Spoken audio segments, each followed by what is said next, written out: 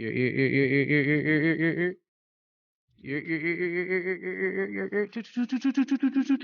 going on, y'all? Yo, it's your boy William Zillions here. We here for a very monumentous, awesome audio and visual experience from some of the best people in the business. This is iF0 Radio, the International Film Operations. Who we are? We are an international film festival that exhibits films and gives opportunities to the best storytellers. On a mission to provide a rewarding experience to filmmakers all around the world. Why are we the best? Because we care more about the filmmaker and making them tell better storytellers. I'm sorry. This is why. And making them tell better stories with their limited skills or resources. Why are we different? Because the filmmaker deserves more than just credits.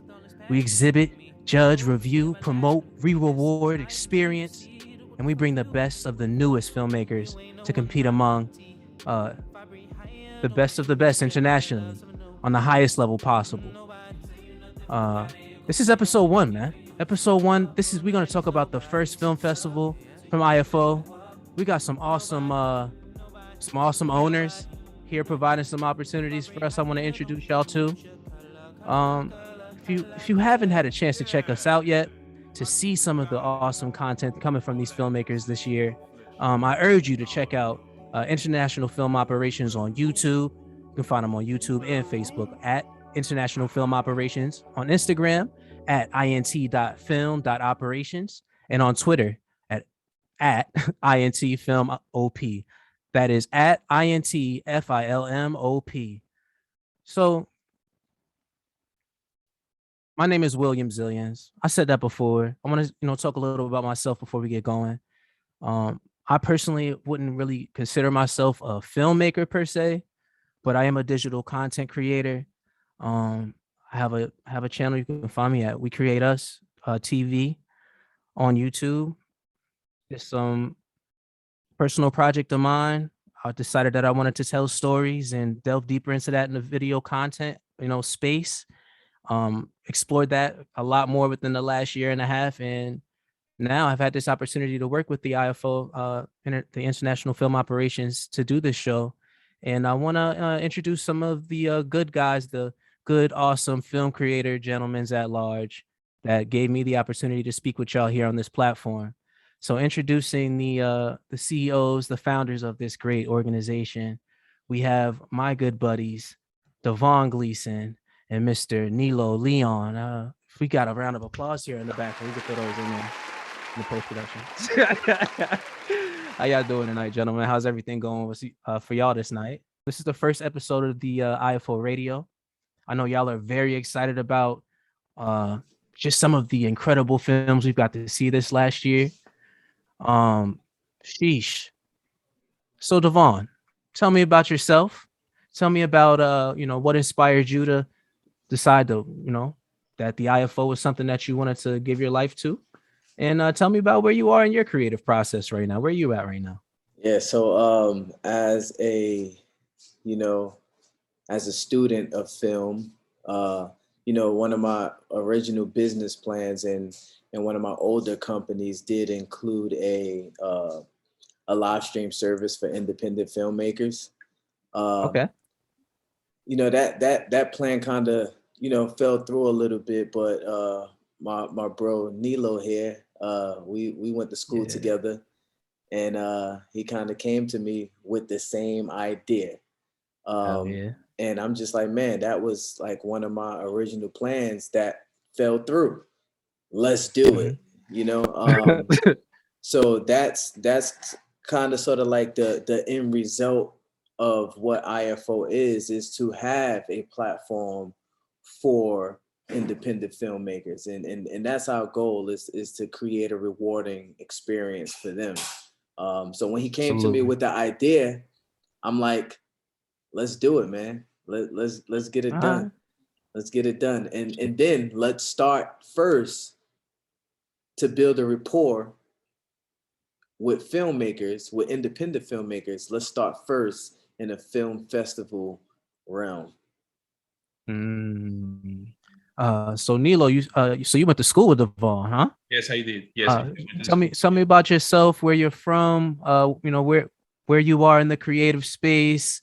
You're a filmmaker yourself, I'm assuming. Let me know a little, let the people know a little about yourself. My pleasure. Well, everything started. I used to live in Chicago. Well, Okay.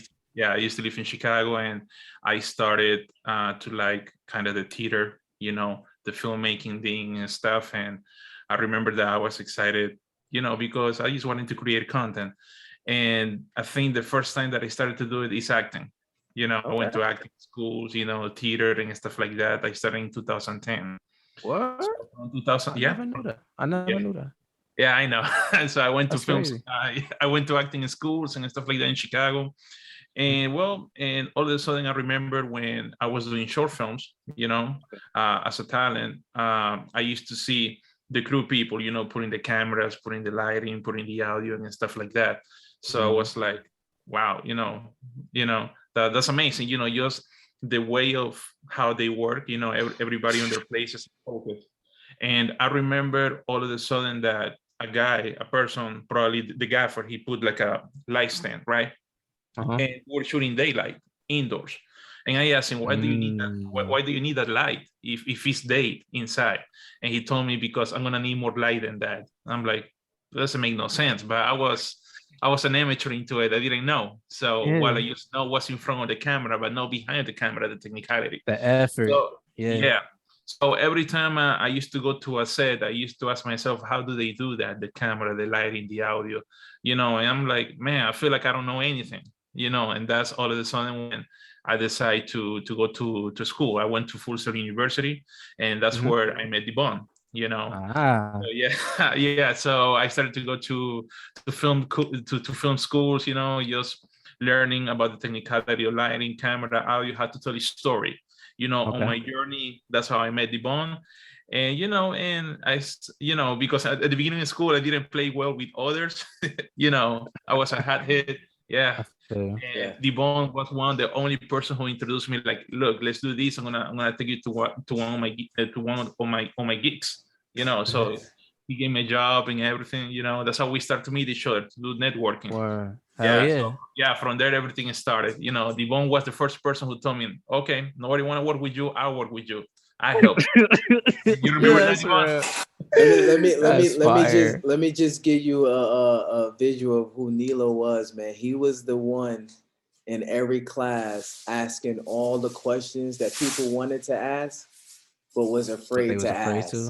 You know what I'm saying? But you know, everybody used to be like, they start sucking their teeth, like, oh man, he got another question. But you know what? I was in the back of the class, like, yeah, keep asking the questions. You know what I'm saying? Because I'm taking notes. Look, you gotta understand, the school costs $80,000. That's a lot. Life. You know, so I had to make worth of it, you know. So soak up game. Hell yeah. Yeah, and I wanted to learn, you know, like there were some students that they were with the laptops open. No, me, my laptop closed and listen to the teacher, taking notes on my notebook. No notebook, MacBook, no. Pen, pencil, you know, paper and pencil. So, you know, I'm old school like that. So yeah, I used to, like, my level of passion was unlimited. Like when I wanted to do something, like I used to network with students, well, the few of them, and teachers as well. You know, I was the kind of guy that once the class is over, if I have a question, I go to a teacher again after class, you know, and they like that because they can see the passion on me to do it. Now that's important. So that's a little bit about myself.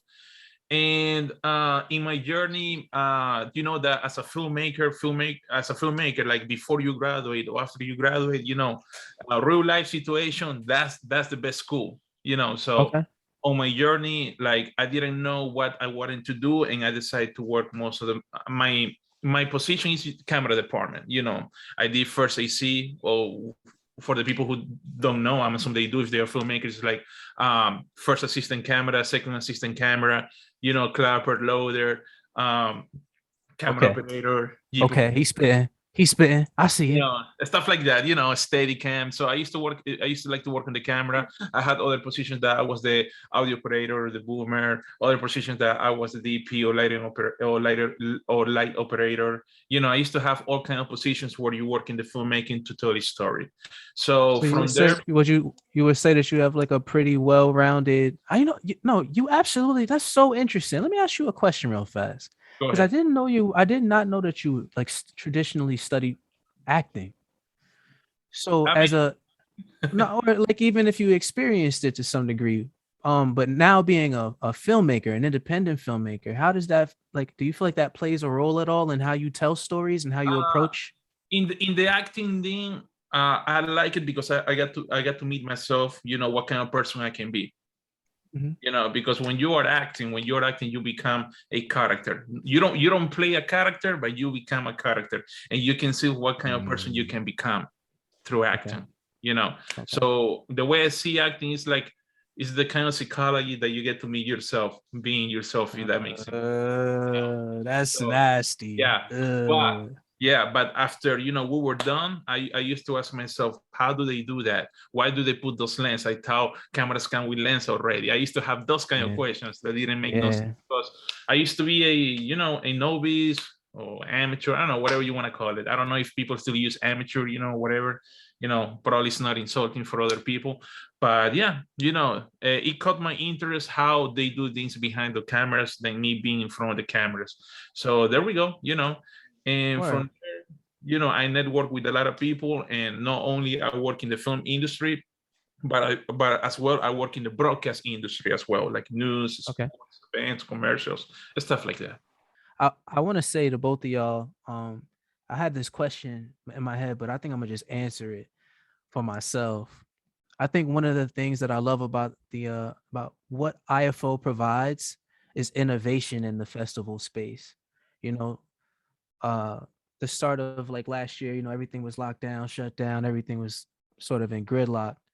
And you guys had the wherewithal to say, hey, what if we provided a digital arena, a pantheon of greatness for the best stories of the people who are alive and creating right now globally. And y'all really put it together and made it happen. And the participants really brought some like, bro, you know me, I'm a big Hollywood blockbuster head. Like I love like big explosions, like huge visual. Like I like that element of movies. But oftentimes with independent film, in my experience, is a lot more focus on character, a lot more focus on like more thriller aspects, more suspense type stuff. And that's sort of like really harder for me to watch sometimes. Like, so I'm not even used to feeling my heart racing like that. There were some movies that I watched in this film festival that really imparted feelings into me that I was like, whoa, I did not expect that I was going to feel anything this true inside of my body from like a short film. I didn't know. So like what the iF0 did for me personally was that it made me a fan of something that I was overlooking for so long. And now I love short films. Now I want more of them. And I think that's like really what makes the iF0 different in this space. You know what I'm saying? Is that it's available to everyone, everywhere, with some really great rules that you have to apply yourself to be able to, to count yourself as a champion. Um, so I guess we'll get right into it. Uh, I know we have to talk about Festival 2, the International Film Operations Festival 2. We are currently taking submissions. However, it is exclusively from our contributors from South America for this one. Specifically just the continent of South America. I want to repeat that. It's very important. And the deadline is March 31st of 2022. I urge you to check that out if you are an independent filmmaker in that area of the world. We'd love to see your stories. It's so important to us personally to be able to get your messages out there and be seen. Because I know from what I've seen in the first festival, the beginning, festival number one, You know, we had submissions from Colombia, India, Mexico, Ecuador, Spain. We even had some people from the good US of A, Russia, and the United Kingdom. Holy snap, creators from all corners of the planet.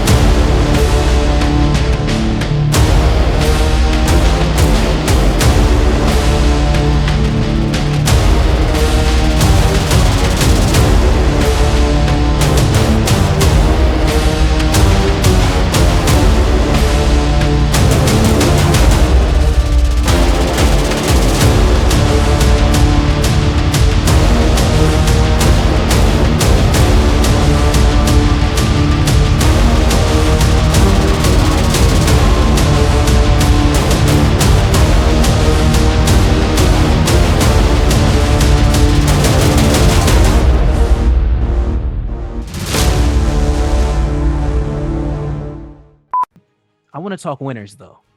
We have some winners of the first festival that were truly worth being highlighted, both then and now. The number one film, the winner, the first place champion, the film was called The Fruit Fix, filmed by a gentleman by the name of Philip Connolly from the United Kingdom. This was the movie that stressed me out the most, and in a good way. As a viewer, it did its job. You know what I'm saying? I didn't know where it was gonna go. I'm not gonna no spoilers, okay? International Film Operations. You can check us out because it's worth pushing play on. How did y'all feel about some of the participants? Is there any that even now sort of stand out in your memory? Is there any part or moment in any of our winners that sort of stand out to you, like in your memory, without like, you know, as being like the creators of this film festival? Yeah, I know we had in first place we had The Fruit Fix, but we also had the international, the best international film, which was Amber. The best international film, which was Amber.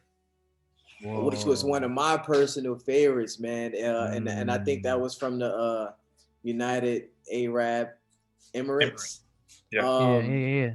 Which was, the production was great, man. The story was good. It was tense. It had me on the edge of my seat. Everything was just, it was perfect.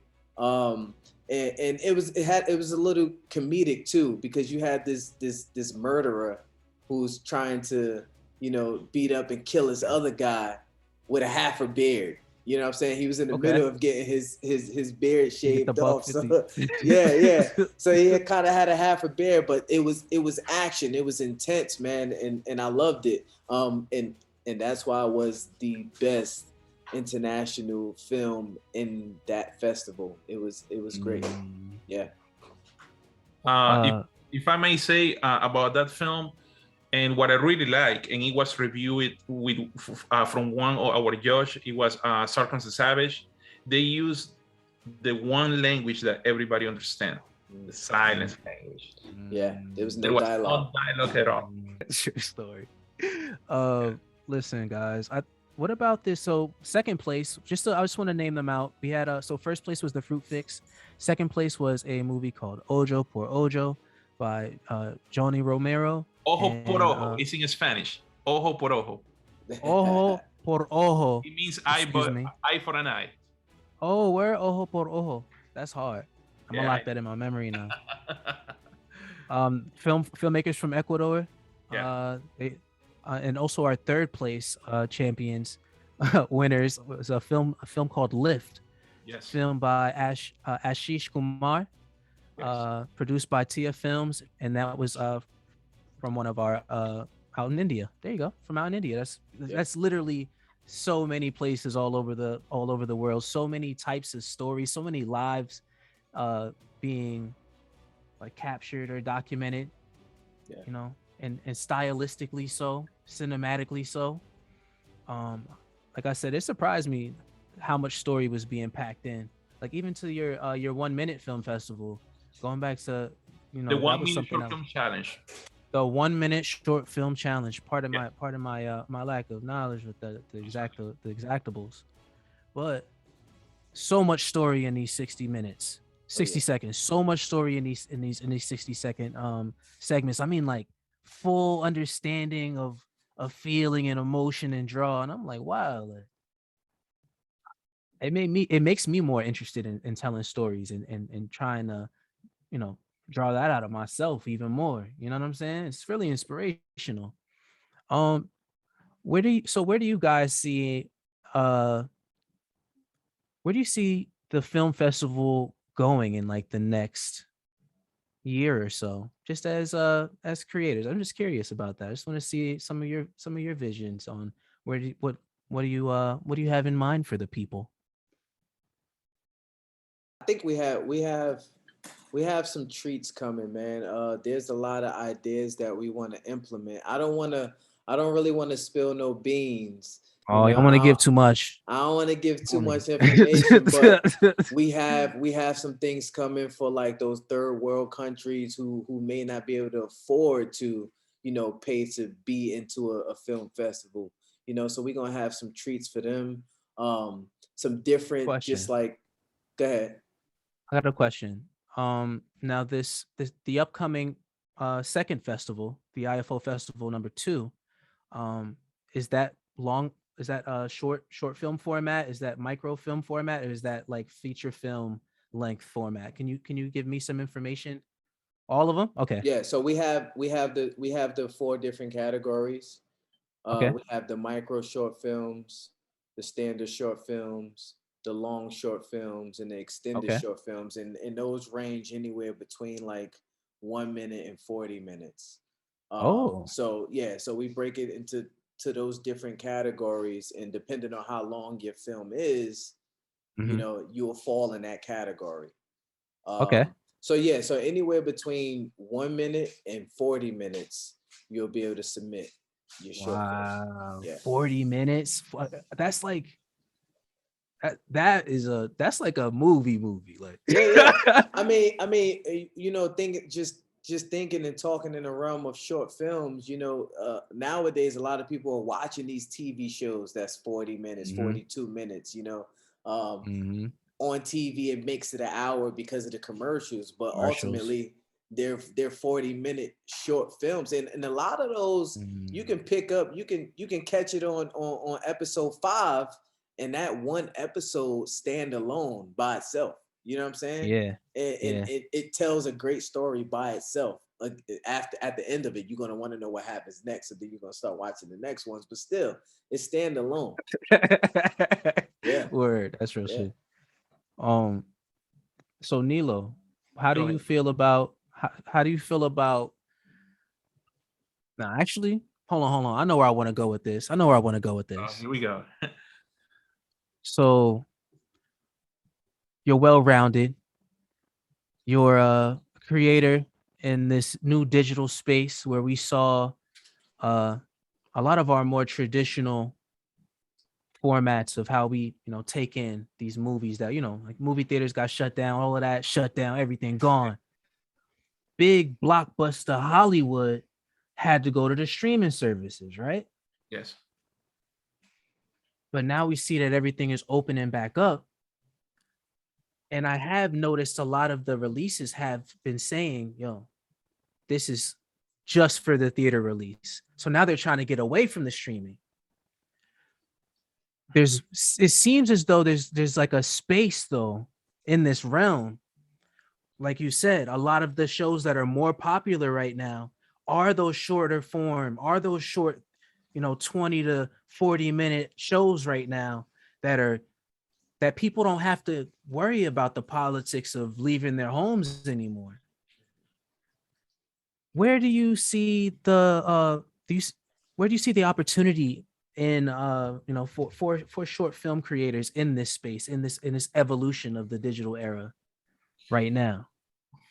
Well, we have to separate two things, right? Let's go. When people go to the movies to watch feature films or films, right? They go for the long ride. Let me give you an example. If you were to put a short film, let's say 5 minutes, 10 minutes, 15 minutes, 20 minutes, or you pay a ticket to go to a movie theater to watch something for 20 minutes. I mean, that's just based on my opinion, of course. No, you wouldn't. Not typically, no. It wouldn't make sense to. Exactly, because when you enjoy a movie, you want to feel emotionally attached to the movie for the long ride. Therefore, these long films last 2 hours, 3 hours, 1 hour, 30 minutes to be fair. And you go to a movie theater to have a great time in the long run. Now, do short films belong to the movie theaters? No, because short films is the form of content that they are made for practice. In that way, you become better to tell longer films, if that makes sense. Yeah. That's an interesting perspective. Now, I like that. Now, will you stay home to watch a short film, right? Maybe you do, because we are digitally attached to our computers. We see content all the time, no matter what it is, Now, will you stay home to watch a feature film? Probably you will. Probably you don't want to feel like going out to the movie theaters. You want to stay home. Yeah, that's where we at in the world right now, for real. Exactly. So what I'm telling you is like probably staying home, it works for both. For watching a long film or a short film, if you're in your computer. Even if you are outside in your cell phone watching a clip, a short film, a short content or something, you always have you carry your cell phone, even at work, even sometimes, if you are not focused on work. But what I mean to say is that streaming changed the way, some people, in the movie theaters are not going to make money, but a lot of people who makes money are going to save money in the streaming because you're going to cut the middleman. But the platforms, excuse me? No, I'll keep going. Go. But this is the thing, the platform, the streaming, it should movie theater at home. Because right now, in my opinion, again, people don't want to go out because now, I don't know, safety precaution, COVID, recently, that's one of them too. People don't want to go out. They just want to stay home, I guess, Everybody's different. It's a new millennium, So because the point of watching a movie outside the film, in the film theater, is a point of going out. Of course. Yeah, you're going out to watch a film, but people don't want to do that. So is that good or bad? I mean, it's different. It's different. It's definitely different. And I think it's changing the value. Like, you know what it seems like to me? You know what happened with the music industry once streaming and music became the standard, and like where record sales would be like $10 to $15 a CD versus like a fraction of cents per stream. I think that's what might be evolving with what might be happening with the film industry right now, in this space right now, where we've, as consumers, we've been locked in to some degree in some places for like a year and a half.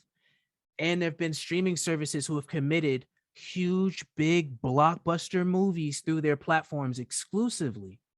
Now they're trying to, sprinkle in, oh yeah, you can see this movie in theaters as well. But I think it's created this new context as a consumer, as a viewer of these movies, that like the convenience of having your intimate space be where you can push play at is something as like, even for me, I'm like, yo, I'd rather do that in my opinion, is that's like a strategy marketing. Let me tell you why. These film producers from, big budgets like Hollywood or whatever, I'm like, what's the point of me putting on a theater if everybody's watching streaming right now? But think about this. Hey guys, this film is coming. It's only for selected theaters. What comes to your mind? Oh my God, this film is gonna be awesome. It's so awesome that it's so special. It's gonna be in the theater and on the streaming platform. To me, that's like a strategy marketing saying like, wow, it is so special that they're gonna put it on the theater. You see what I'm saying? That's pretty interesting that you say that, because like I even see, some of the streaming platforms that does it the same way too, and it is marketing. If this one film is only going to be available on this platform, for a limited time, you know what I'm saying? So they're doing it everywhere, even in the theater. So it just depends on when and what people want to do. I guess what's more convenient, what's more profitable. So, but I did want to touch on one thing that Nilo mentioned. He was talking about watchers being in something for longevity, and which want to bring me into, yes, they could go to the movie theater to watch a film for an hour and a half, 2 hours, but people are really engaged with binge watching. You know what I'm saying? If you think about these 40-minute short films, there's like 20 episodes. You know how many hours that is? People can't go to the movie theater to watch a movie for 3 days straight. You know what I'm saying? You can't do it.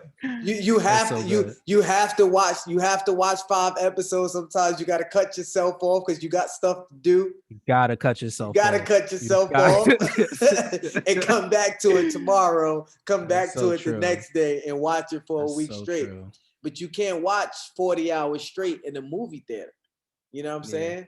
You have to come back to it. So I think that's a thing, because they are films. They are long films.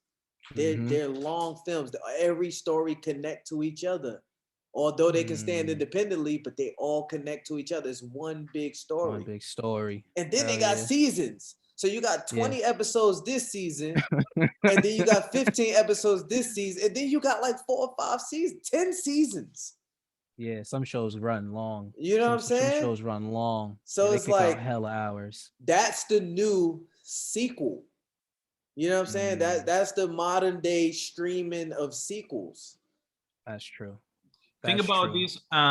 Based on your question, Will, what's the difference, or why people are not going to the movie theaters too? Well, you get, part of it's marketing, and probably it falls into the marketing too. Ads, advertising, all this sponsorship. Now on a streaming platform, Hulu is one of them. Hulu, you're gonna see a lot of ads. So there we go. That's another way to make money, through ads. YouTube. There we go. Even I don't know if I want to say that YouTube is the platform to put short films or feature films. They do it. On YouTube, you're gonna see a library of everything, all kind of contents. But still, you're gonna see advertising. So sponsorship. That's another thing too that falls into the marketing. Keep that same energy. I'm in my element. Ooh, yeah. I'm in my element. Flow is like water. I'm forced through the fire. I'm feeling like gold. Gotta stay grounded, stay down to earth. Following God, and you grinding. You do as you told. I don't work to make you like me, but I'm front and center. Word to Spike Lee.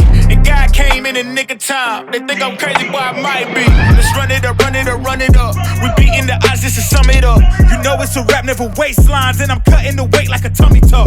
That mean I'm about to give it out right now. You see what's coming down the line, I never pipe down. I give 100% of me, trying to stun on my enemies. In my element is crazy as that might sound.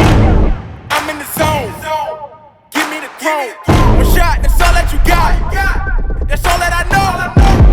Foot on the gas. 155 on the road. You could be a friend of me, an enemy. Keep that same old energy, cause I know I'm in my element. Ooh, yeah. I'm in my element. Ooh, yeah. I'm in my element. I'm in my element. Ooh, yeah. I'm in my element. Ooh, yeah. I'm in my element. Ooh, yeah. Keep that same energy. I'm in my element. Never switch up. Never switch up. Never switch up. Never switch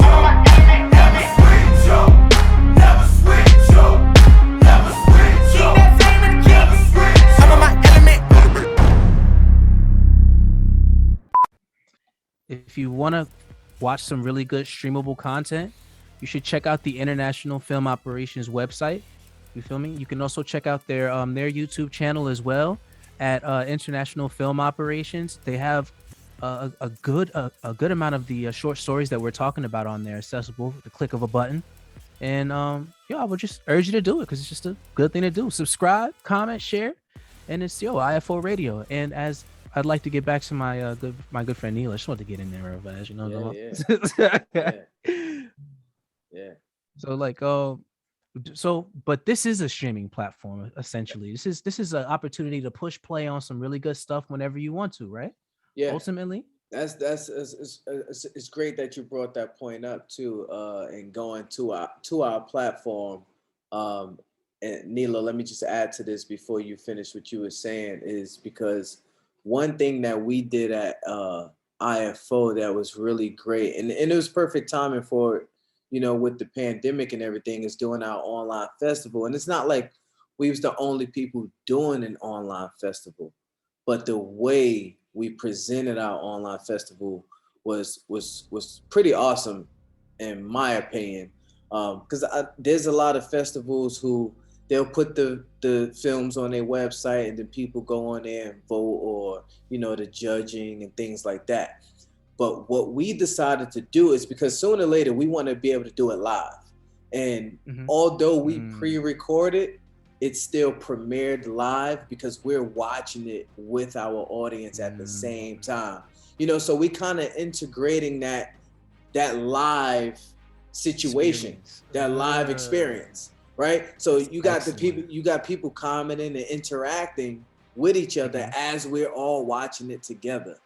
And we get to watch all of the films together. And I love that about iF0. And I don't know if there's any other film festival that's doing that. And then of course there's replayability. You can go back and see it on our YouTube.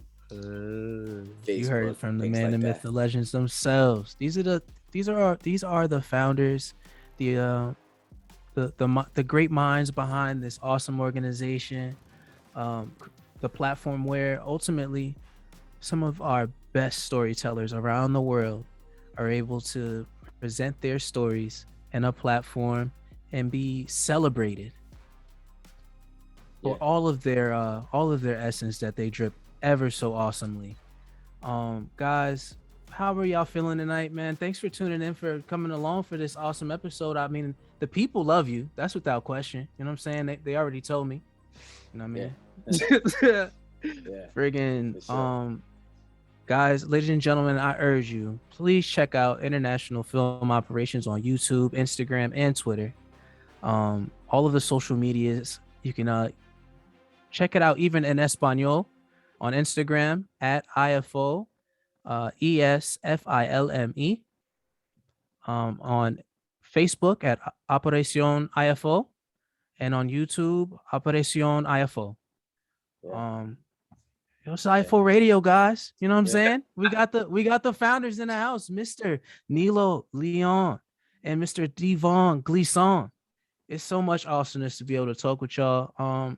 Anything else y'all want to say to the people before we get out of here? Anything you got for a word on the set for me before you get out of here?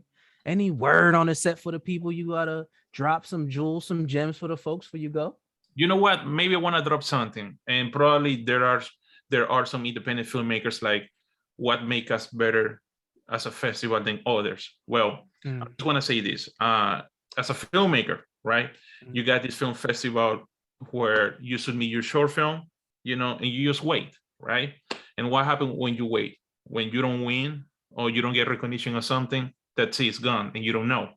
So usually the definition of film festival, you go network, see the judges, and if you are the winner, you get a distribution deal. That's the way it used to be film festivals, right? But what happened? Everything is online right now. Everything became digital. So what makes us different? Saying that to you right now, when we review your films, right, as a judge, we give you the full reaction and review in a constructive way. So that's one difference that we do from traditional festivals.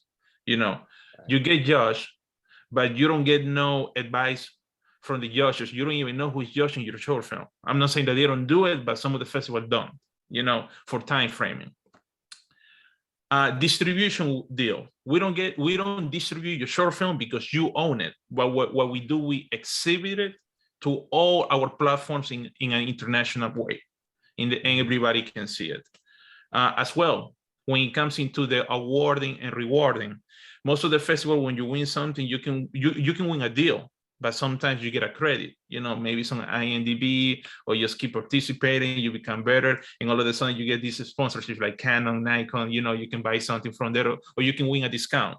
As we reward you a good experience. When I meant to say good experience, we give you your certification, your trophies, and we pay you.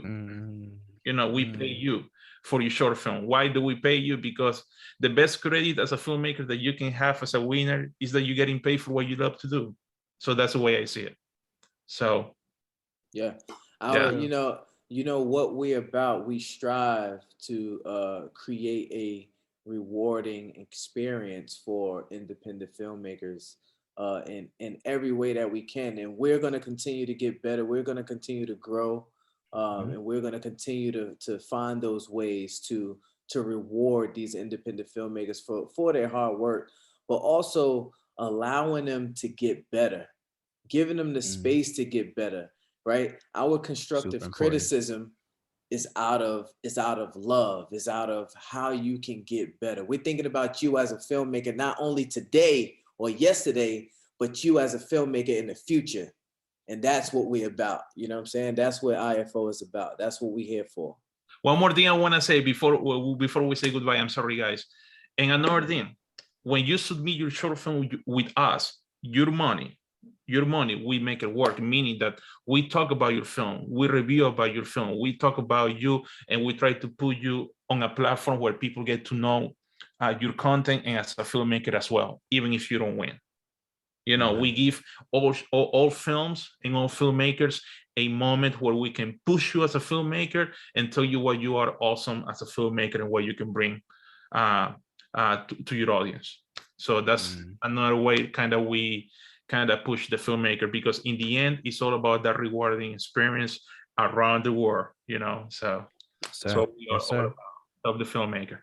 Come along! Hey, what's going on, y'all? It's your boy William Zillions here with iF0 Radio. Just want you to know that if you want some really cool gear for your favorite independent filmmaker, you should mosey on over to internationalfilmoperations.com and check out our new indie line. Hey, look. Well, hey, man, thank y'all so much for taking the time. We'll leave it there. I think, guys, it's been an awesome conversation. Thanks for taking the time to join me. As this is the first episode, guys. It's a really cool, awesome situation we got on our hands over here. Yeah. The International Film Operations film festivals are available on all streaming platforms. It is a live experience, but it does have replayability. You heard it from Devon himself. So I urge you to check it out. Like, once again, YouTube, Facebook, Instagram, Twitter. Twitter is @INTFILMOP.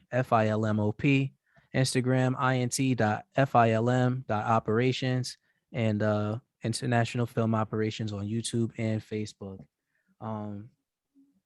It's just great, awesome, beautiful stories. I'm trying to tell you, as somebody who's brand new to short films, my mind is highly engaged and my heart is so intrigued, and I'm really happy with the opportunity that the iF0 has provided me here. Just as a fan of the art, for real.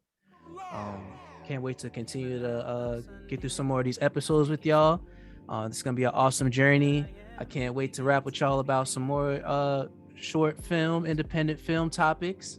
And it's your boy William Zillions here, guys. iF0 Radio. Stay true, it's still true.